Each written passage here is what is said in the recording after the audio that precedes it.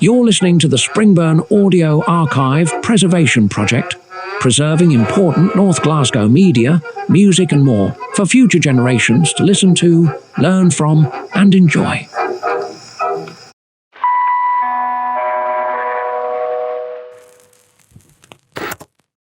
So hello everybody and welcome to episode 2049 of the Springburn Audio Archive Preservation Project. My name is Frank McGowan. I'm here with the lovely Emma Newlands. Hello Emma. Hello Frank. How are you today? I'm good, thanks. How are you? I'm not bad. In the last episode we spoke to the lovely Eddie. I keep saying the lovely when I speak about anybody. Let's find another verb. The inimitable Eddie. And today we are going to be speaking to the inspirational Liz Speirs. Liz, hello, how are you? Hello Frank, I'm fine, thank you. Liz, thank you for sitting down with us because we've wanted to sit down with you for a while now and we've got the chance, so we'll get a cup of tea in hand. Mm-hmm. I hope the listeners do too. Liz, do you want to tell us a bit about where you grew up? I grew up initially in Maryhill for the first 5 years of my life, and I went to school in Maryhill. I was only there a few months and then we moved to Springburn. What part of Springburn? The part of Springburn I moved to was Mansell Street. Mansell Street? It was actually then known as Balornock. Oh. Yeah, Springburn nowadays, but then it was called Balornock. From Wellfield Street School in Edgefold Road, back the way, that was Balornock. Wow. The Wellfield School side was Springburn. So how long did you stay on Mansell Street? Stayed in Mansell Street for, I don't know, maybe another 3 years or something like that. And then moved to Edgefold Road, actually facing Wellfield School. We lived straight across the road from the gates. Amazing. Do you remember what early life was like up at Edgefold Road? What was the vibe, as the kids say these days? It was always busy. The kids were always out playing all the time. You just get put out the house in the morning. You were told not to come back unless you were shouted your lunch. Yeah. And that time we used to climb up the road pipe to the back of the kitchen window and we'd get a piece. And we were only allowed ever to go in and go to the toilet. Otherwise you weren't allowed in the house. You had to stay out. And if you actually came into the house for any other reason, you were kept in all day. You didn't get back out to play. We just never went in. We'd go up the park and we'd play on the swings up there and go in the boats. Mm-hmm. Yeah, the boating pond up at the park, Springburn Park. So that was if we had money, if we could afford it. I thought it was free. I just assumed. No, it was never free. No, you had to pay for it. Can't remember how much it was. But came from a family of 7. So money was tight. Cost a lot of money. Yeah. So we never had a lot of money for things like that. But sometimes we'd get fishing rods. There was a sort of hardware shop across the road on the corner. Okay. Corner of Edgefold Road, facing the school. And in the summer, we used to get the big bamboo canes and the wee fishing net and we'd make fishing rods with it. And we'd go up the park and take an old jam jar up and catch tadpoles. That's so cute. And stuff like that. It was brilliant. We were never stuck for things today. And we used to go around people's gardens and they would have rubber grown, blackberries and raspberries and red currants throughout the side of people's railings, the side of their gardens and stuff like that. So you were never hungry. Wow. You just could eat. I mean, you couldn't eat nowadays. Mm-hmm. But then they were plentiful. We had them in the back garden and everything. We always found somewhere to go where there was something to eat and you were shouted in for your dinner. And I remember my mother saying we weren't allowed to go back out straight away when we finished it because sometimes you just want to get back to your pals and go for your dinner. And my mother would say, no, you can't go. People will think you've not had anything to eat. I thought you were going to say because you had to digest your food or something. No, nothing to do with that. She just didn't want anybody thinking that we'd never been fed. So was school at the time, what do you remember from being at school? I went to Wee Albert. There were 3 schools. You went to Albert Primary, which is along where, what's it called nowadays? The big school, Springburn Academy. That used to be Big Albert. So primary was across the road for that. And we had to walk along there in the morning. So we went there up until we were about 9 or 10. And then we went through there Wellfield. That was Albert Annex, it was called. And you went there till you were 11 or 12. And then you moved on to secondary school. And at that time, schools were in tiers. There was Petershill, there was Colston, right, and there was Big Albert. Big Albert was for the brainy people. Coulson was for the less brainy, and Petershill was for the people that just had no interest in school. So Which one did you fall I into? went to Big Albert. You were brainy? I was brainy. It did change a few years after I left, Right. and was changed to a comprehensive. Yeah. So the schools weren't graded Okay. any longer. You just went there because that was the local school. And I think Coulson took in people from the Milton and round about that area. Petershill, I think, closed down after a time. It didn't stay open for much longer after I left secondary school. But I liked school. Primary, we used to do plays and things like that. Oh, wow. We did a lot. We used to dress up and direct our own plays and things like that. I loved it. Absolutely loved it. We always won prizes at the end of terms. Nice. If you were good at different subjects, and I always won a book. It was always books. You're quite a bookworm as well, aren't you, Liz? I like books. So was that one of your favourite subjects then, English? English, I liked history as well. And I'm not going to say maths because I was at secondary, I was absolutely thick as mince when it came to algebra and geography. I just couldn't get my head around them at all. But give me a sum, give me arithmetic, and I'm all right with numbers and things like that. I know I come to you, the numbers, Liz. I'm like, going to add this up for me. Like, how much does that Kiora plus that fudge plus that chomp come to? I mean, you were taught your times tables. When you went into school in the morning, even for primary, you had to recite them every single morning when you went in. So, and that's how we learned, and that's how I think we were good at arithmetic. So I'm curious, what were some of your early career aspirations? What I never wanted to do was work in an office. I never really wanted to be stuck. I went to work initially as a machinist in a sewing factory. Well, There were a lot of them in the city centre, around about Albion Street, had quite a few in there.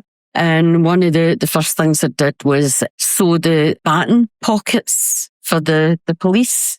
They would have a side pocket and they would have a baton pocket attached where they put get the baton in. Each person would sew up a different part of each garment. And then eventually somebody would go further on the line and somebody would attach all the bits and things like that. So I did that for a while, and then there was another one in Ingram Street. There's quite a few places in Ingram Street, and a few of them were Jewish. They did all the work for Marks and Spencer's. right. I did that. I did the machine in there. One time I get put in the pressing, and it's where you iron the stuff using these big irons, and I hated it because you had to spray this stuff on, and the fumes were lethal way back then. Right, okay. But there was no any protection or anything like that. So I did that. I'm getting and vibes then- of prisoner cell blockade in my head, and you've been the top dog with the press. You know, it's quite good because you got to chat to everybody around about you that we're all doing different bits, although sometimes it's what they call piecework. You earned your wage by how many garments you did each day. Got you. I was never on piecework, but I know a lot of the girls that had been there for quite a long time, they were on it. They made really good money. Yeah. Where did I go after that now? Oh my goodness, what a memory. I went to work in a bingo. I moved to another bingo company after that. And I was there for about 13 years or something. Well, I also went for a job in the civil service. Applied, I remember, in early February. I went for exams and things like that. I had to go away to the other side of the city to sit the exams and stuff, and I passed all them. And I only get told in the August, September that I had got the job and I was to start in October. But by that time I started the bingo, I was getting really good money.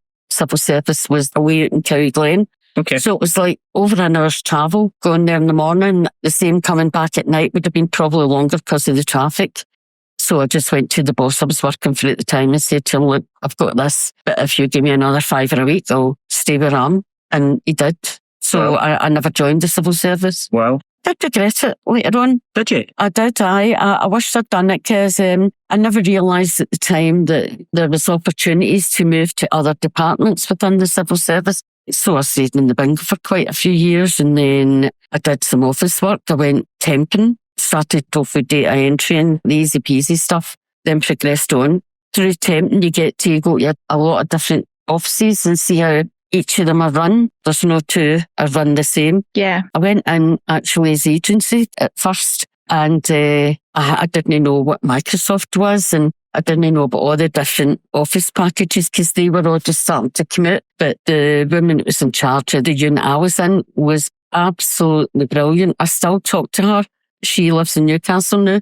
She was amazing. She showed me anything I needed to know. And then just once she showed me and left me to it, I picked it up. I actually got a full-time post after a year. I did that during the day. I had a wee part-time job in a bar on Dumbarton Road. It was next to the first bingo that I had worked in. Oh, well. And I worked in there at the weekends. I really enjoyed that. So you must have got to meet a lot of people Oh, aye. with those jobs, Over like being so the varied. years. Mhm. Aye. I had to leave for a week and then go back as a BT employee because at that time, the money they were paying for agency staff was horrific. I got a BT contract a week later and I was there for quite a few years. And then I left in 2002. My leaving date was the end of March, 31st of March 2002. And the reason I remember that is BT used to run a thing at the time called Scotter Lot. It was like a kind of lottery thing. I had 2 tickets. It's £1 each, and they would just take it off your monthly wage. It just get deducted automatically. There's different prizes, and there was cash prizes and stuff like that. Never won anything on it. And every quarter, somebody would get a car, you know. I get this phone call, and I thought it was a scam. It was the guy phoning up. Yes, I'm calling just to tell you you've won a car.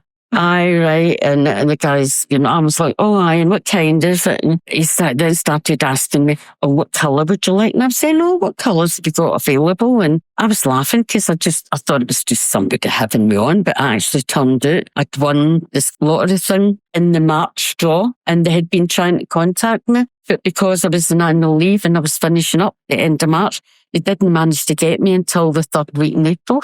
Oh. And I couldn't even drive at the time. Oh, really? Could not drive at the time. So I would go and pick the car up. It was a place down just off Ardell Street near Kelvin Hall, round about that area. There was a big showroom there, so I went and got the car. What I'd done was I sold the car for £3,000.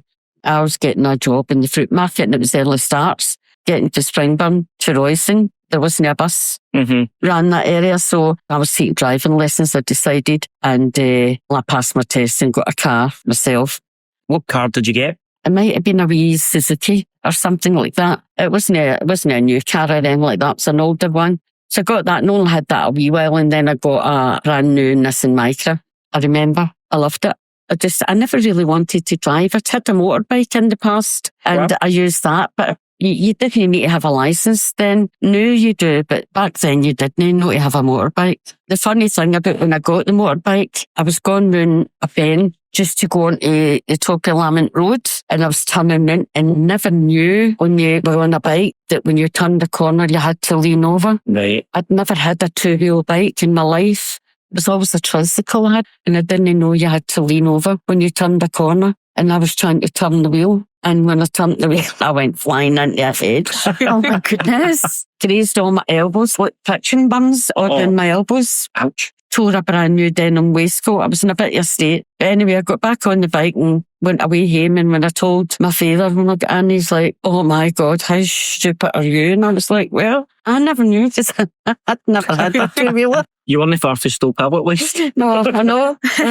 And that was another thing when I was young. I stayed in a close in the bottom flat, and there was a family up in the top flat. And when it came to the summer holidays, because I was the oldest of 7, and I was older than the kids upstairs as well, during the school holidays, somebody always had an accident, and I was the one that had to take them at the hospital. You weren't allowed to phone ambulances way back then. Unless you can't walk, you just don't phone an ambulance. You carried people on your back and walked up, and that's what you did. Wow. Aye, way back then. It was always me that had to take the kids up with broken bones and so you were like the caretaker for everybody in the community? Aye, mostly just in our close, but yeah. There was a lot of tenements there back in the day, wasn't there? There were tenements, yeah. The old red sandstone tenements, and there was an alley between the tenements and the school. You could walk through the alley and you would be in the back courts. Years and years before that, there were a lot of houses there and they all collapsed. Because a lot of Springburn's built on old mine workings. Yeah. And they actually collapsed and people were killed. There was a further collapse later on, not anywhere near as bad as the first one. But there used to be houses in the middle of what we called the alley, but we used to call it the pen. The pen. in the centre there was the back courts for the tenements, and like I said, they'd collapsed and a lot of them are pulled down. So it was just back courts for the rest of the tenements, and that would go down Trothbank Street, Beresford Road, and up Wellfield Street, and up the other side, Wellfield School, which was still Edgefield Road. I know the history because my brother was actually one of the kids that were injured when the window ledges fell from the old tenements. That would be the second time. That would be the second collapse. I think that was 1964. I think it would. Because the first one was, I think, just before we moved there, or just after we moved there, but that would be in the 50s. Yeah. It's amazing that there's these stories that people don't know until we have conversations like this. What's your kind of early memories of going out in Glasgow, nightlife, that kind of thing, places you went? Oh, God. Do you know, I used to hate it because I'm small and I was always young looking. They always thought I was only about 12 or something, and I always had a bit of carry on getting in to anywhere I was going to. I get turned away quite a few places. But back then there was a ballroom at the top of Hope Street where part of the Savoy Centre is now. It used to be across from where the old Hope Street post office was, and it was a big dance hall. It was called the Majestic Ballroom. I've heard of people talking about that. Yeah. It rings a bell. They called it the Magic Stick. I would go there on a Sunday. It was just a place to get up and dance and meet people and stuff like that. Meet boys usually. But there was always a load, and they just always come up and ask you to dance and things like that. So I went there for a good while, and then that closed down. And then there was the Electric Gardens, which I only ever managed to get into once. That's the one in Circular Street that has the truck jutting at the top of the building. So I only ever get into that once. Every other time I get what's called a knockback. So there was another dance hall in Scott Street, 3 Hill. It was up before. What's that called now? It was called the Maryland. They had a lot of different things on and different nights. That was later on. We started to get people from other countries. Then there was a lot of hippies and stuff like that. They would have a night, you would go in and you just sit in the floor with your legs crossed. Something I couldn't do nowadays. We went to quite a few of the different nights. And there would be soul nights and stuff like that. It was good. There was always someone. Then there was the Locarno, which changed later on to Zanzibar. And that was actually owned at one point by the man who worked for in one of the bingos. He owned that. So we went there a few times. You used to always get tickets to that. A couple of times I went and actually ended up working behind the bar because they were short of staff, and it was about 30 or something like that at the time. So that was early 80s. They had about 3 bars, and it was big, long bars, and people waiting to get served and everything enough staff. So I knew who the manager was. So I went to the manager, so and trapped everyone, said, look, I'm here with people and stuff like that, but we're not getting served any drink or anything. I says, I'll help out, until your crowds get down.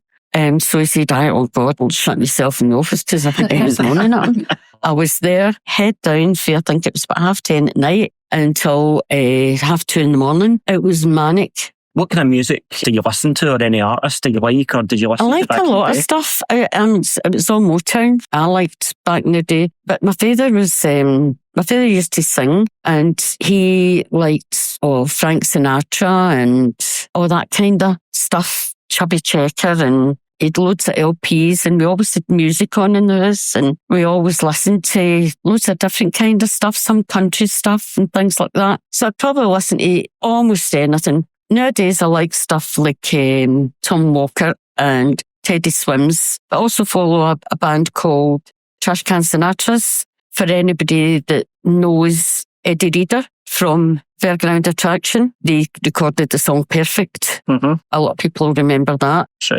So it's her partner, John, and her brother, Frank, that lead the Trash Can Sinatras. They do a lot of stuff in America. Not so much John now, he's moved back here. But Frank still does a lot of stuff in the States. Been to see them numerous times. Even met Eddie. Wow. We were sitting at the same table with her and all the family. One night we went to see them at Castlemilk Folk Festival quite a few years ago. It was wee plastic cups. They had a wee bar in the kitchen. A vodka and Coke cost you 50p back then. You'd never get that nowadays. So actually get chatting to you because we're sitting at the same table and stuff like that. I got my photo taken with her. Unfortunately, my phone broke and I lost everything that was on that. So I don't have that photo anymore, but I still have a poster Nice. from the week before, and it's signed by the band. Still got that. So growing up, what were some of like your favourite hobbies? Used to love listening to Radio Luxembourg in bed at night. We put to bed early, for about 12 or something. I always had the radio on. I wasn't allowed it, but I had it on. Under the covers. Big battery, under the covers. Big batteries about that size, and they cost a lot of money. So that's one of the reasons I wasn't allowed it, because it used up a lot of battery. I used to always get books for my birthday and my Christmases, and that was the thing I always looked forward to. I read a whole lot of different stuff. I like crime dramas and stuff like that, always did. But I read quite a lot of the English classics and stuff as well. A lot of Dickens.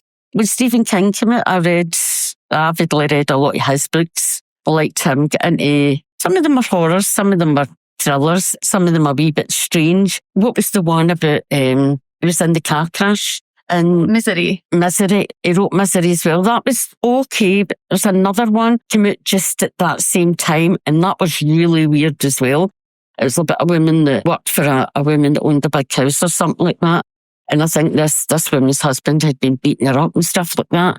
And I think at one point she murdered them, but the only other person that knew was the woman that owned this house, and she found out and they became really good friends. Do you have a favourite King book that you liked? One that you've read a couple of times or you always go back to and you quite liked? Well, I liked a lot of them. The Stand and The Shining and things like that were good ones. And although it could be a wee bit strange in bits, but it was all right. It was still a good story. And much as I didn't like the book, Christine, I actually watched the movie and I liked the movie. Yeah. It kind of went off the rails at one point and wrote things like Gerald's Game, which I absolutely hated. Yeah. Christine was a big thick book, like God, about 4 inches thick or something. I think my daughter had gone into one of the bookstores and said, she used to like Stephen King, but she went off him, and the guy that was serving says, I know exactly what she means. Mm-hmm. He says, but he's got a new set of books coming out, and I think she'll really like these.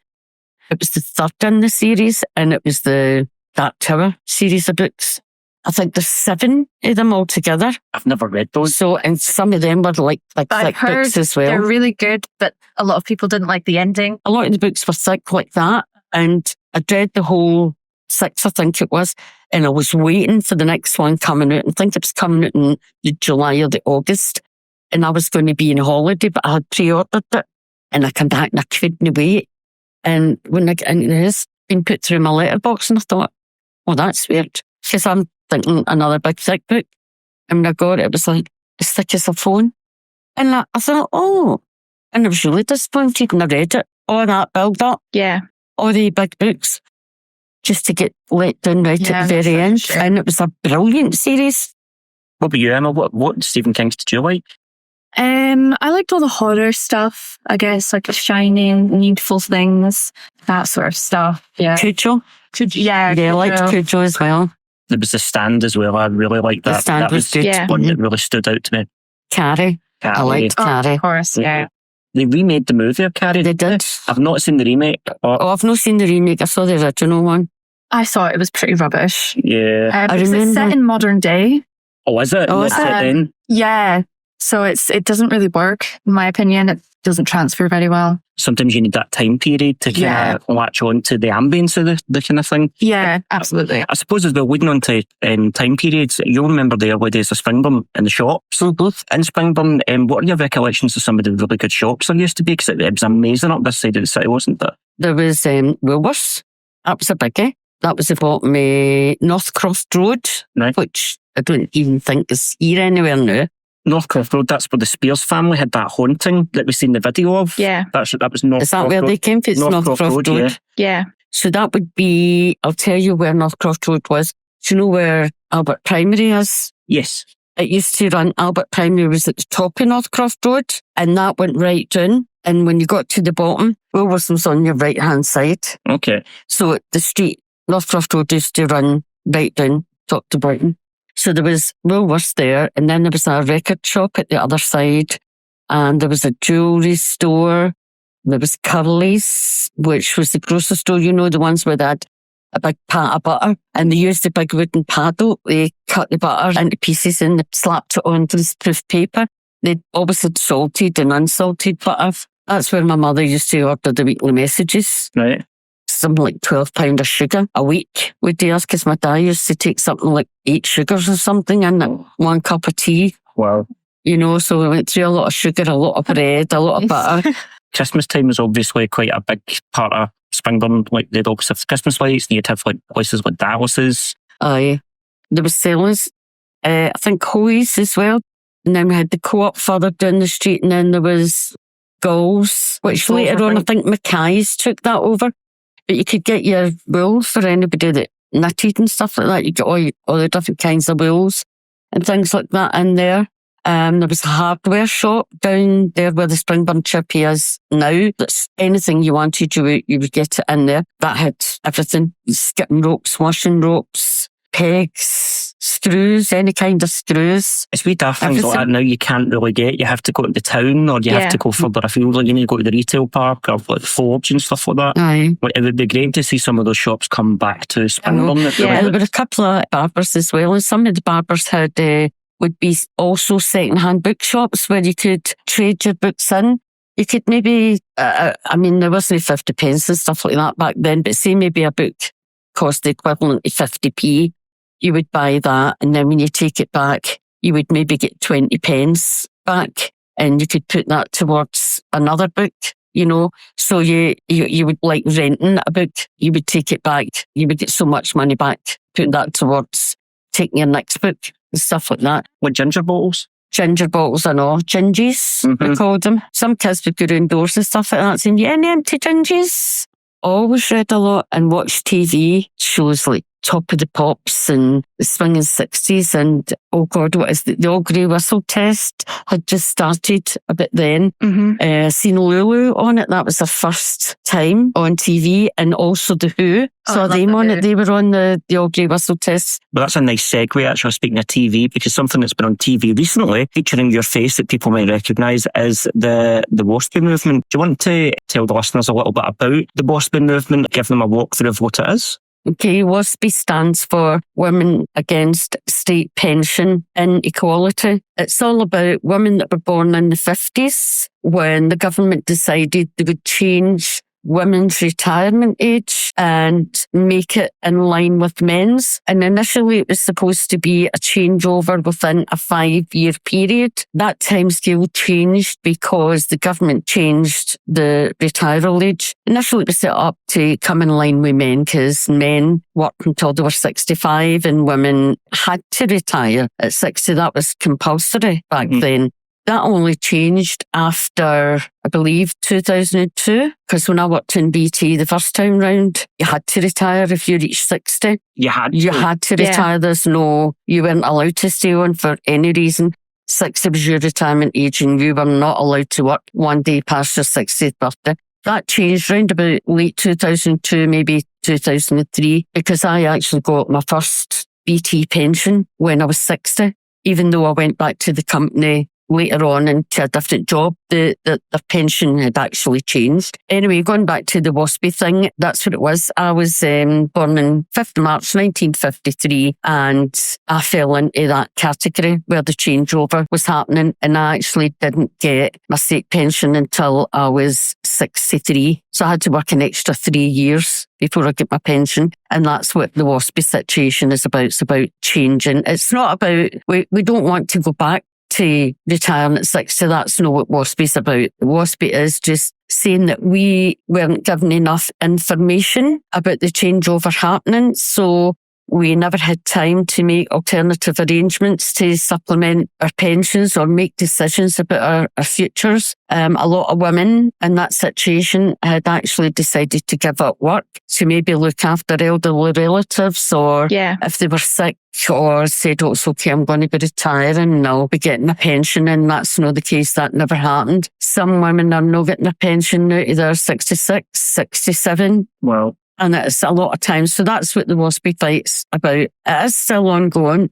It's been ongoing for 9 years now. Is that long? Yeah. It's that long. It went to the Ombudsman And the Ombudsman looked at the case, individual cases, sample cases for 6 years, and then came to a decision and said no. We then fundraised to get money for legal representation, got the Ombudsman to relook at the case again, which they did. And then they came back and said, yeah, there was maladministration by the Department of Work and Pensions, and that we were not given enough notice and that we were due compensation. The Ombudsman suggested it should be level 4 between £1,000 and £2,950. And that's what we were entitled to. That's what they suggested, the Ombudsman suggested. Then, before the last election, a lot of the MPs who are now in power were part of the Labour Party, and we have photographs of them holding placards and signing things saying that they were backing the WASPI movement, and they stood up for the WASPI women. They agreed that we weren't given enough notice and that we should be getting compensation. But the minute Labour were elected, they have changed the goalposts and said, no, we're not entitled to anything. We are now taking them to the High Court. Wow.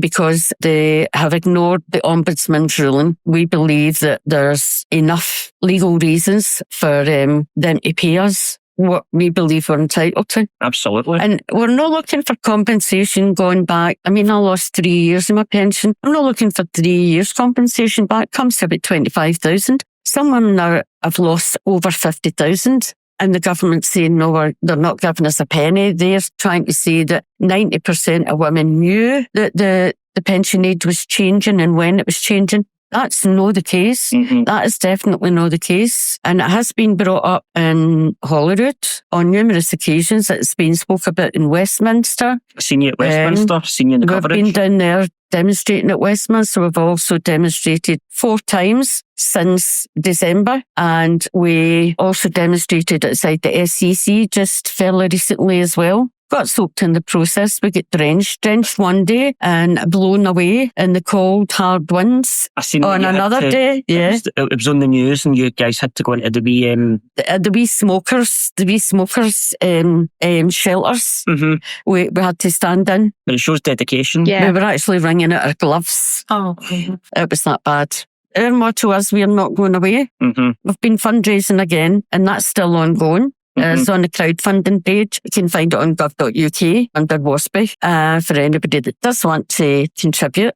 And we have raised enough to start the legal process on, and we're still fundraising to get that in case it's ongoing. Brilliant. It's a good thing to get behind, guys. You heard was there, get behind it. The WASPI campaign, just stick it into Google or your browser or your search bar, your social platforms. It's a hashtag, obviously. Obviously, I'm not from Glasgow and I haven't really lived here very long, so I'm wondering how you think Springburn and Greater Glasgow has changed over time. The housing's different. The housing's a lot different. I know there's a lot of things wrong with the housing in the current day, but there also was way back then. A lot of the houses had no inside toilets. All the old tenements didn't have inside toilets. Toilet paper, there wasn't such a thing. There was the hard ISO toilet paper which slid off your bum. You know, it's like greaseproof paper. It's like trying to wipe your bum with greaseproof paper. That's what it was like. And some of the poorer households, what you did was you tore up newspaper and you got a big darning needle and a big bit of string and you put it through and you hung up like big squares on newspaper, and that's what you used for toilet paper. Wow. These are the things no one talks about. Yeah. I mean, a lot of places never even had hot running water. Wow. Because I lived in the high part of Springburn Road, and I'll tell you when that was. That was in 82. I lived up there, and they didn't have hot and cold running water. It was also one of the last places in Glasgow that had the Leary. That's the gas lighter, because it was gas lights inside the closes. That was one of the last places in Glasgow to get that done, because although I owned my house up there, they actually moved us out for 6 months until they put the pipes in for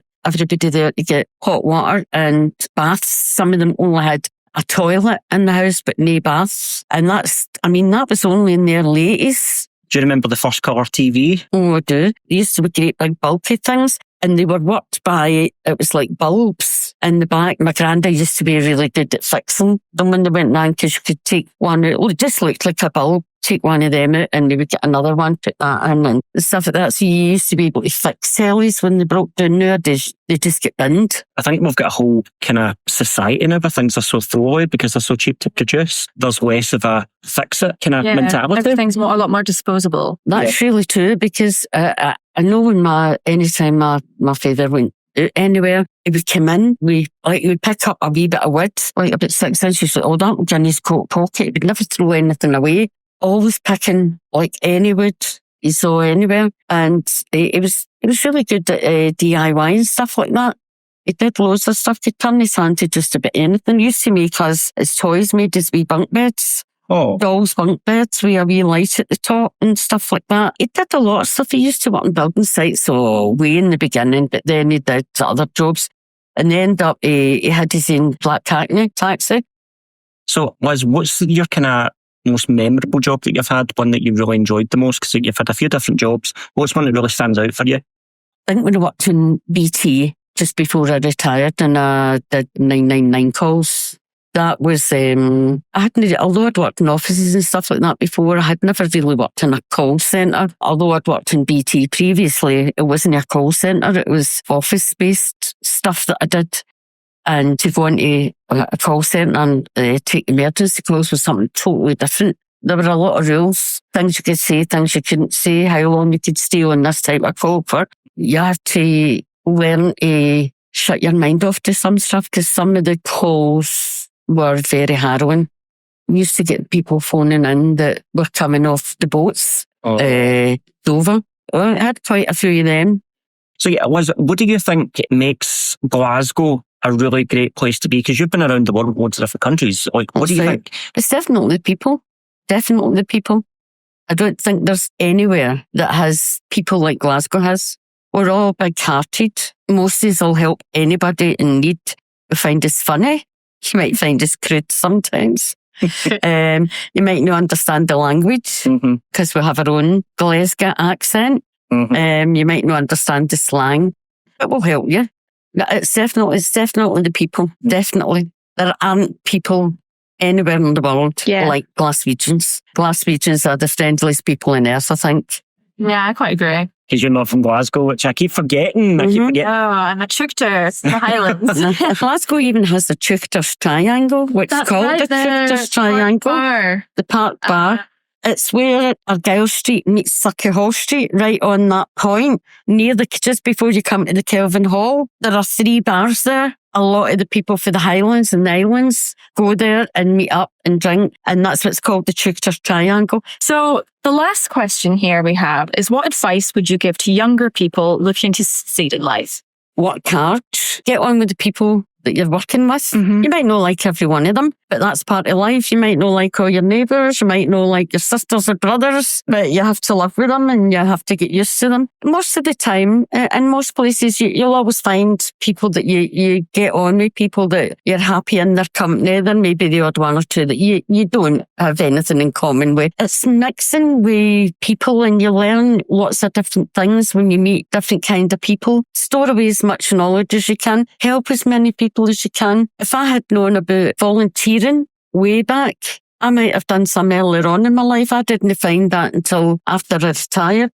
But I never really knew anything about it. I didn't know anybody that did it. Never knew how to get into it or what was out there. And if you want to learn about something different that you don't know anything about, maybe think about volunteering first and get a wee bit experience in that and get that on your CV. It's always a great thing to have in your CV. And it also helps you learn about different kinds of businesses and how they work as well. I'm still learning stuff every single day. So that's how we all met, was through volunteering in the community in Springburn. And do you know what, Ella, a friend of the podcast and us, said the other day, she said, do you know, it's incredible to think that a gay, a Muslim and a granny to be all got to know each other. She said... and a Chugter. A Muslim, a gay, a granny to be and a Chugter. That should be the name of the podcast.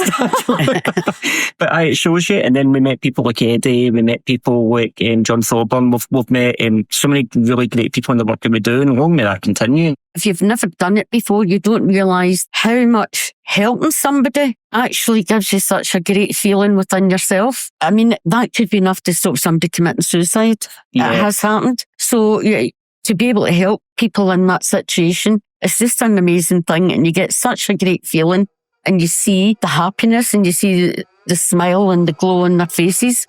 Hopefully the people listening to the podcast have learned a wee thing or two as well. Thank you, Liz, first of all, for joining us, and second of all, for contributing and obviously sharing your stories as well. And I've enjoyed it. It's been good reminiscing, thinking about things that you don't think about on a day-to-day basis. Sometimes it's good to go back and think, and I've had to think. Well, I've really enjoyed it too. Thank you so much for sharing everything. Yeah, thank you, Liz. It's been great to have you. We have so many other people that are going to be coming on. We will keep you apprised. Please keep listening to the podcast. Follow us on our socials. The Springburn Audio Preservation Project. Tune in next time for another fantastic guest and more offerings from the team here in Springburn.